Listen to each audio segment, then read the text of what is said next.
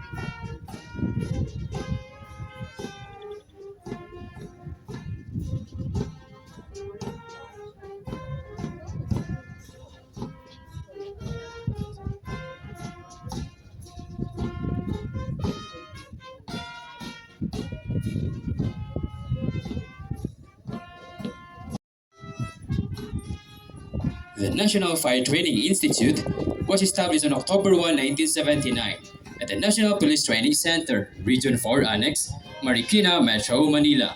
It bore the name the Fire Service Training Center, under the supervision and control of the defunct Integrated National Police Training Command. Its mission was to train the fire service personnel. On June 9, 1980, after it was granted a separate allotment for its management and operations, the center moved to Camp Vicente Lim, Calamba, Laguna, where it was renamed National Fire Service Training Center.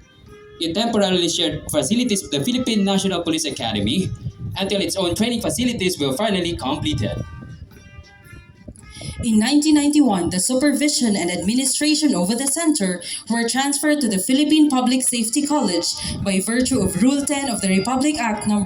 6975, otherwise known as the Department of the Interior and Local Government Act of 1990. As mandated in the said act, the center shall serve as the institution for training on human resource development of all personnel of the Bureau of Fire Protection.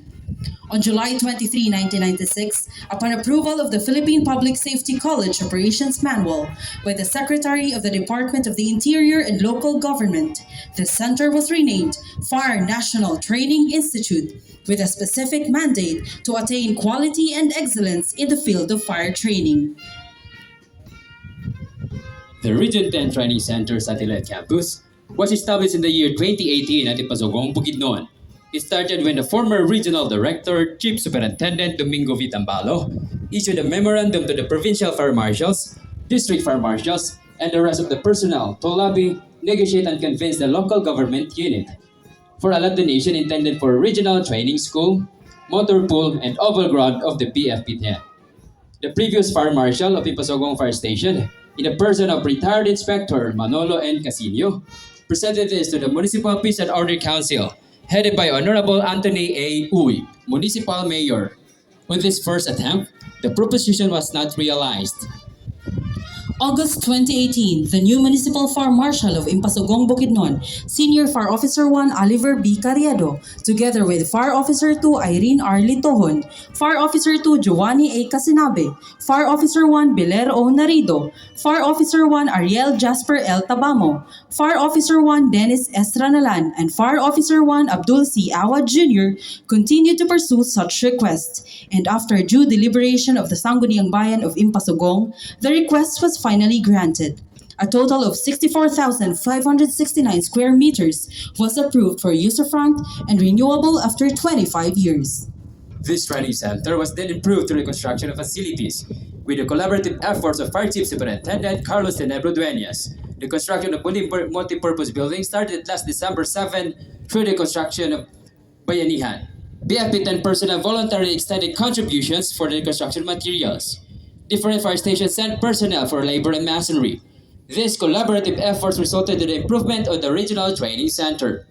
The first batch of training was the orientation program of Class Magbuliga last July 1, 2021, which catered 112 trainees, followed by Class Maayo last October 15, 2021, with 56 trainees, and Class Kaduma last July 1, 2022, with 101 trainees. While the FBRC 2023-119 Class Manalipud is the first ever Fire Basic Recruit Course batch with 287 trainees. This is another notable milestone for this training center. The development of this training center was heightened through the efforts of Fire Chief Inspector Attorney Ruel B. Carriedo, together with the ever-supportive Regional Director, Fire Chief Superintendent Carlos Tenebro Dueñas.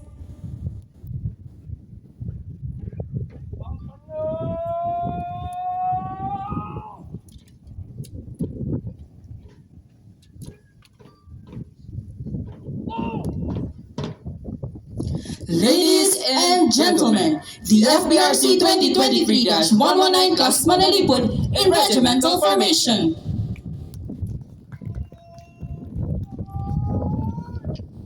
You have just heard the sound of the adjutant's call. The adjutant designates the Alpha Company as the base company. Therefore, all the other companies align with it. In a brisk manner called the adjutant strut, the adjutant positions himself between the line of troops and the troop commander. The adjutant directs the guide of the respective platoons to take their post.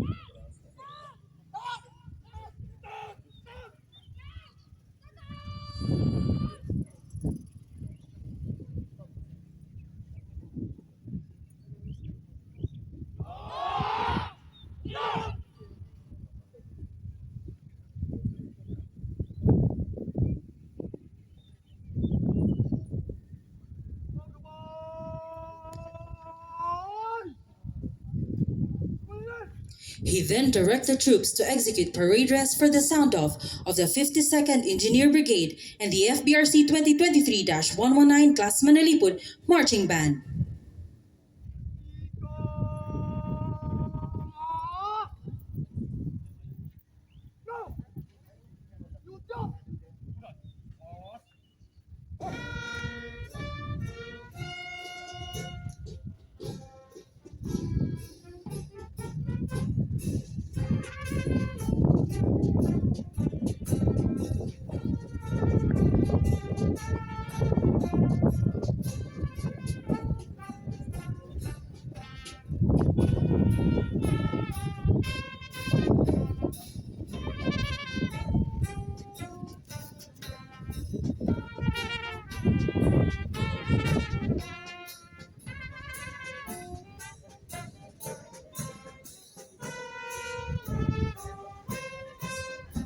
The 52nd Engineer Brigade Marching Band is headed by Technical Sergeant Fitzgerald T. Dacchio, with the members Staff Sergeant Ariel A. Legas, Staff Sergeant Raymond Piet L. Larocco, Sergeant Arnold P. Vibora, Sergeant Brian A. Apog, Sergeant Darius B. Bacala, and Sergeant Jason T. Alolino. FBRC 2023-119 Class Manalipud Marching Band is composed of 11 members, in which 5 are from Region Caraga and 6 are from Region 10. Fire Trainee John Mark M. Paz, Fire Trainee Joel L. Machon, Fire Trainee Ken Aris L. Oreta, Fire Trainee Jerebong F. Ramos, and Fire Trainee Rudy R. Batino, Fire Trainee Loreto Jr. J. Salvador, and Fire Trainee Armand Jr. M. Painit, Fire Trainee Marnil S. Lapinit, and Fire Trainee Mel Psycho S. Luim, Fire Trainee Christian Paul Pacot, and Fire Trainee Lawrence I. Balantra.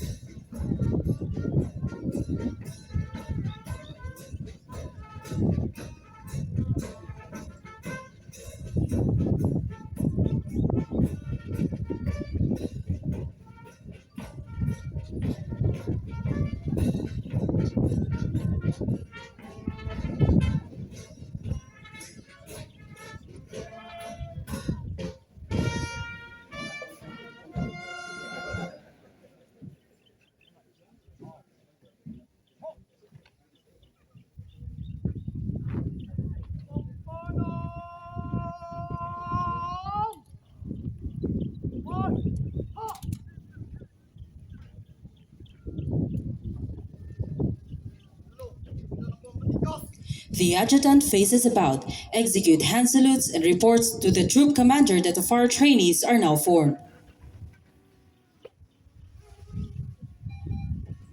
May we all rise for the invocation to be led by Fire Officer 3 Francis G. Taliban, our trainees.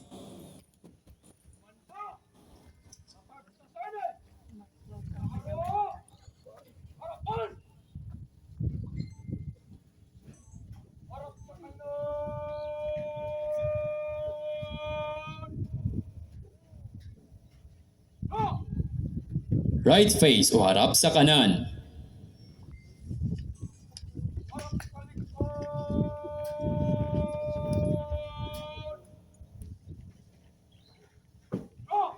About face o harap sa likod.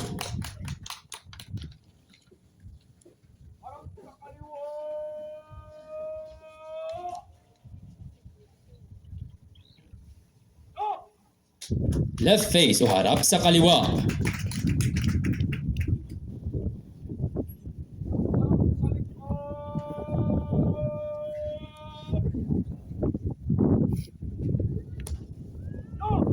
About face o harap sa likod. The troop commander directs the adjutant to receive the report of the day.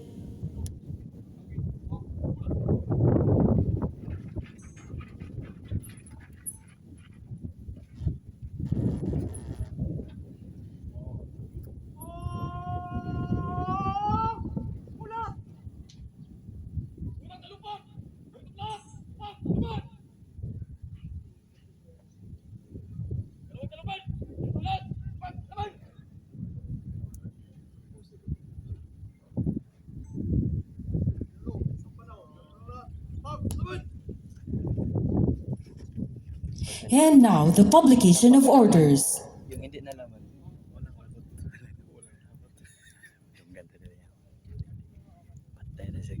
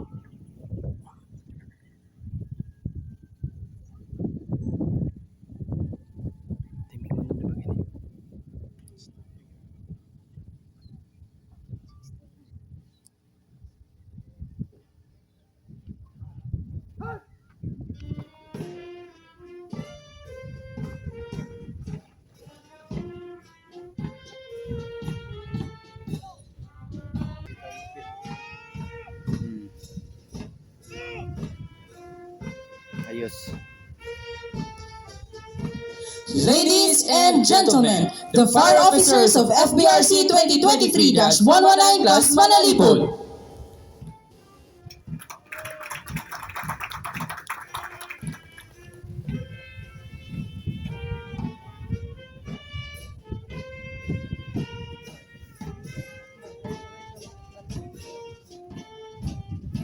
Ayos.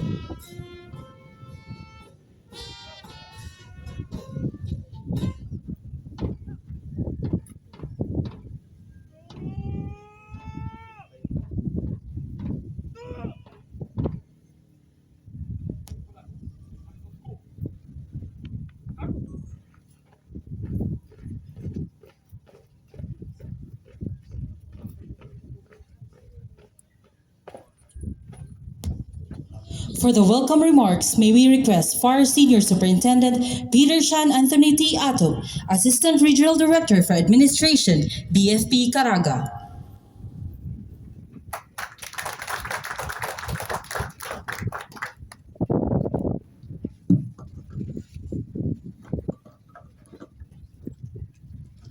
To our keynote speaker and my former Director of Directorate for Human Resource Development, ma'am, who will be formally introduced later. My respect to our Regional Director of BEP 10, Fire Chief Superintendent Carlos T. Dueña, sir. To the command group led by the Assistant Regional Director for Administration, Senior Superintendent Franklin O. Ratonel, sir. To my classmate, the Regional Chief of Staff, Senior Superintendent Alan Asok Cabot. To my another classmate, Senior Superintendent Rex Liborn, Lambaso Salvania, the Chief of the Health Service. To Chief Inspector Attorney Ruel B. Carriedo, the Training Director of the NFTI Satellite Campus, BEP Region 10. May I also acknowledge the presence of our Provincial Fire Marshals, another classmate of mine, Superintendent Gregorio Saburao El Mambo, the Provincial Fire Marshal of Misamis Occidental, Superintendent Wilfredo A. David, Provincial Fire Marshal of Misamis Oriental, Superintendent Ruel G. Bacasnot, the District Fire Marshal of Cagayan de Oro Fire District, Superintendent Renante S. Lorono, the City Fire Marshal of Iligan City Fire Station, Chief Inspector Jack M. Biguil, the Acting Provincial Fire Marshal of Bukidnon, Chief Inspector Willie M. Tan Jr., the Acting Provincial Fire Marshal of Camiguin, to Chief Inspector Federico H. Toledo Jr., the Acting Provincial Fire Marshal of Llano del Norte, to the Commandant, Inspector Dafel D. Tinebro, to my fellow commission officers and key non-commissioned officers, guests, visitors, and all the courageous members of Class Manalipud, ladies and gentlemen, a momentous afternoon to all of us. Indeed, recognition rites like this always strike a chord in me. It brings back to my humble beginnings as new Absorbed Fire Officer 1, where sweat and blood alike molded me into public servant as I should be. Today, after months of rigorous and regimented training along with your sacrifices and hardship, your learnings and acquired skills will be officially recognized as worthy members of the Bureau of Fire Protection. It is my ardent hope that receiving today the long-awaited handshake of recognition signifies also your living commitment to your sworn duties and responsibility to save lives and properties. And so, Congratulations to all the deserving 287 men and women of class Manalipud. And it is my honor and privilege to represent, in behalf of our Regional Director of BB Caraga, Superintendent Fred Linasan Trairas Jr., to everyone, welcome to the recognition rites of the FBRC 2023-119 class Manalipud. Good afternoon once again.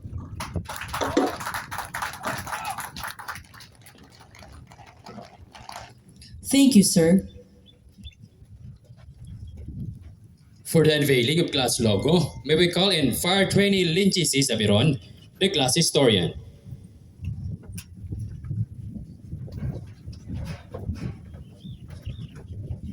Historian gini dyan.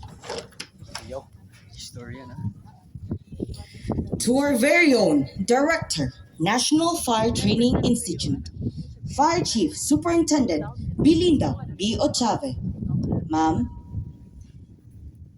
Bureau of Fire Protection, 10, Regional Director, Fire Chief Superintendent Carlos D. Dueñas, Sir, Training Director, Fire Basic Recruit Course 2023-119 Class Manalipud, Fire Chief Inspector Attorney Roel B. Carriedo, Sir, Chief Tactical Officer, Fire Inspector Duffel D. Tenebro, Sir, Learning Manager and Master Scheduler, Fire Inspector Maria Liza B. Tolero, Ma'am, to the commissioned and non-commissioned officers, and to the rest of the tactical officers, Ma'am, Sir, to the Fire Basic Recruit Course 2023-119 Class Manalipud, ladies and gentlemen, good afternoon. The Fire Basic Recruit Course 2023-119 Class Manalipud is anchored with one of the core values ever known to us, and that is unity. As the Regions 10 and 13 join forces for this training, together we have come up with this class name, Manalipud, Manungkulan Alay ang Isip, Puso't Diwa. A common term in both regions, which means protector. Being a protector is a shared link and attachment that characterizes unity. It is a conviction of unity and belonging. A patriotic zeal is sparked by unity, and it improves us as people. Almost every area of life exhibits unity. We are stronger when we work together and have a better chance of winning this battle called life.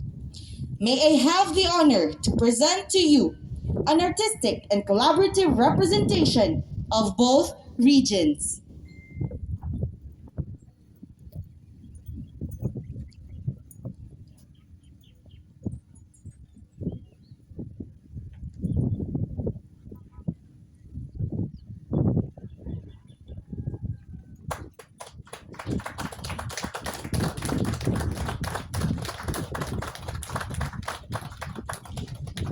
The Fire Axe, which means sharpness of mind and enhancement of capabilities. The Terrains represents unity and collaboration. It also represents the two regions, Caraga having numerous beaches, while Region 10 having mountain tourism of Impasogong. The Wings represents the 6 companies, namely Alpha, Bravo, Charlie, Delta, Echo, and Foxtrot, who strives to reach a higher level, may it be learning or experience or both, which can be vital in the coming years as firefighters. The tribal pattern, a touch of tribe and culture. It represents respect for diversity. The SCBA mask, wherein the mandates of the Bureau are displayed. It represents control. The fire nozzle, taking hold of our values and performing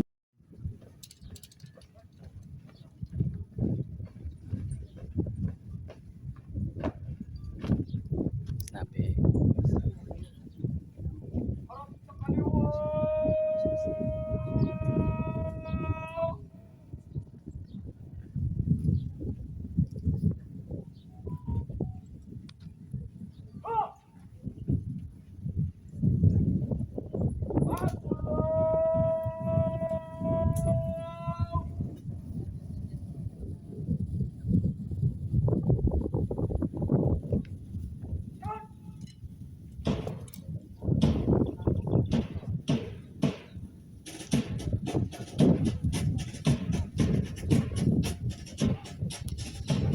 As the FBRC 2023-119 class Manalipud prepares for the recognition rites proper and silent drill formation, allow me to share with you words about Impasugong. Impasugong is a place that is more than a location. It is a place full of wonders. It has interesting culture, values, and a way of life. The Higaonon phrase, "make the current come upstream," is where the town's name Impasugong came from. Impasugong was the name of the municipality, which was named after a spring north of Poblacion. The water which comes from the spring flows and returns to the source upon meeting another body of water from the creek located along the spring. This is a place we can call home. The comfort, beauty, and the richness in natural resources are beyond measure. The beautiful ridges are stunning, and this is a great sight to commune with nature. The expectation for this place seems to rise higher in each passing day. True enough that making the current come upstream makes us strive to reach a higher level. Impasugong offers an opportunity for us to reflect on our goals. We are being guided to strive and push ourselves to deliver our level best. The higher the mountains we see, the higher our standards are set for ourselves to go all out and beat them. This place is a quintessential.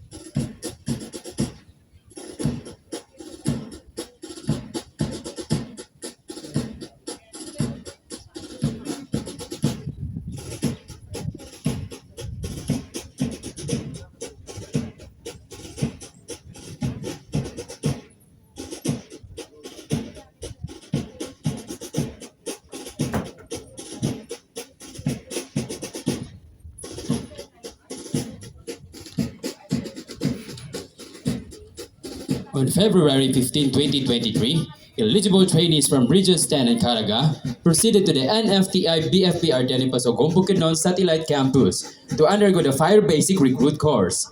Around 288 Fire Officer 1 hopeful recruits who had passed their own orientation and on-the-job course prepared for a demanding region training to be fully recognized as Fire Officer 1.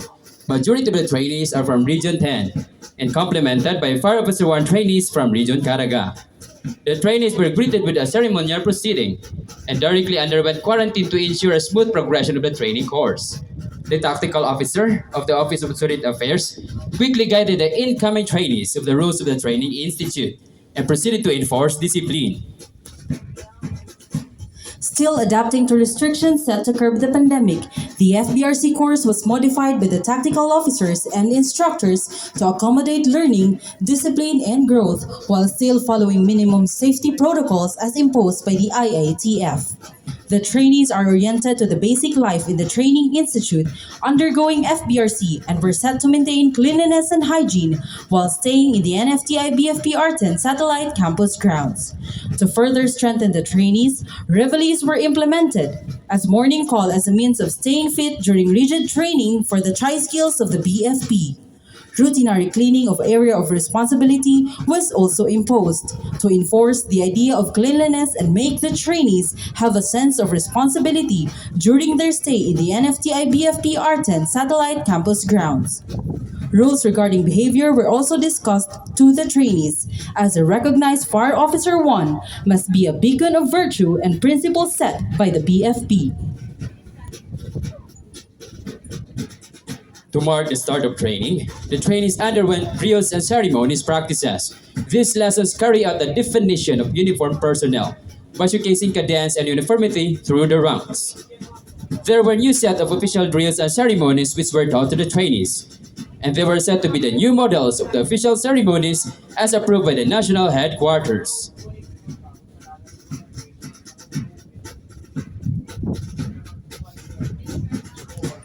The FBRC 2023-119 class Manalipud is composed of 88 educators, 61 criminologists, 24 engineering graduates, 22 business administration and accountancy graduates, 21 information technologists and computer science graduates, 19 marine transportation graduates, 16 foresters and agriculturists, 10 arts and sciences graduates, 9 medical health allied, 4 public and custom administration graduates, 4 hotel and restaurant management graduates, 3 psychology graduates, 2 industrial technologists, 2 automotive technologists, 1 tourism graduate, and 1 architect.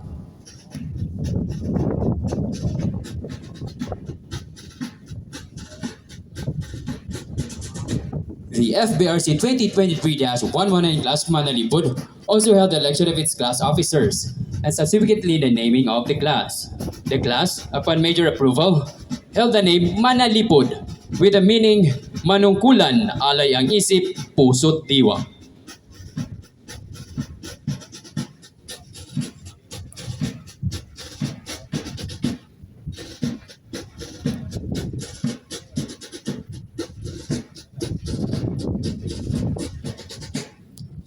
The Malta Cross is identified as a symbol of an order of Christian warriors known as the Knights Hospitaller or Knights of Malta. The Malta Cross is a firefighter's badge of honor, symbol of protection, courage, and pride, and is a representation of the ideals of fire service in saving lives and properties. It means that the firefighter who wears this cross is willing to lay down his life for the public, just as the Crusaders sacrificed their lives for their fellow men many years ago. It also symbolizes the 5 major functions of the Bureau of Fire Protection: enforcement, education, rescue, extinguishment, and investigation.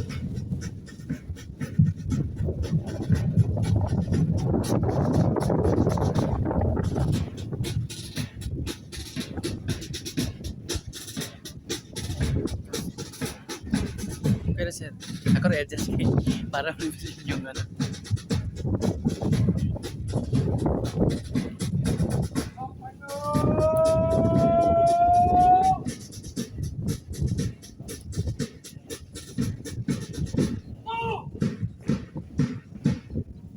Ladies and gentlemen, proudly presenting our new breed of heroes, the mighty and the brave men and women of the FBRC 2023-119 class Manalipud in Malta Cross formation.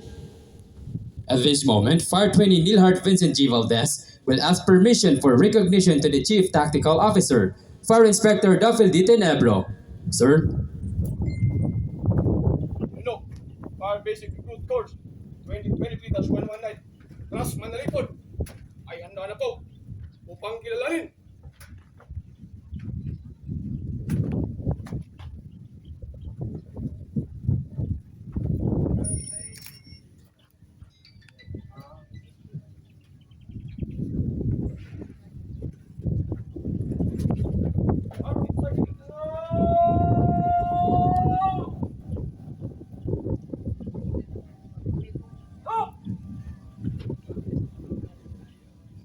Once acknowledged, the recognition rites begins.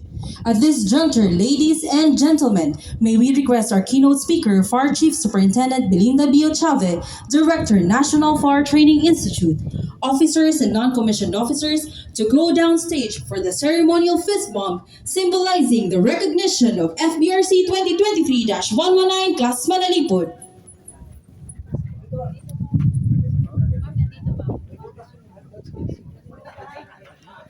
Kabila pala.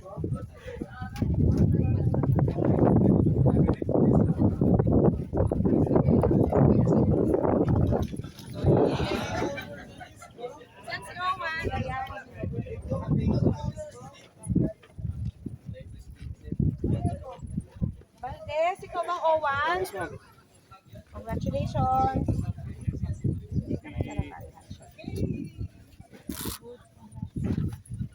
Congrats. Ay, ikaw bang president? Pero ito na, sa accommodation din. Ikaw ang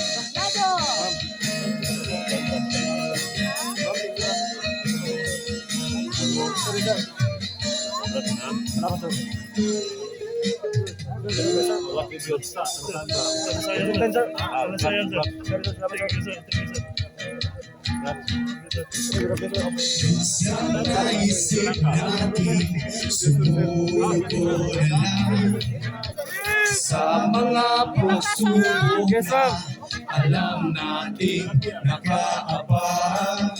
Minsan sa buhay kailangan nating humabang nang makamit ang pangarap na inaasam. Halina't sama-sama tayong manunulan. Malayang isip, puso't diwa para sa bayan. Handang maglingkod, kami ang lingkod. Handang maglingkod, kami ang proud class Manalipud.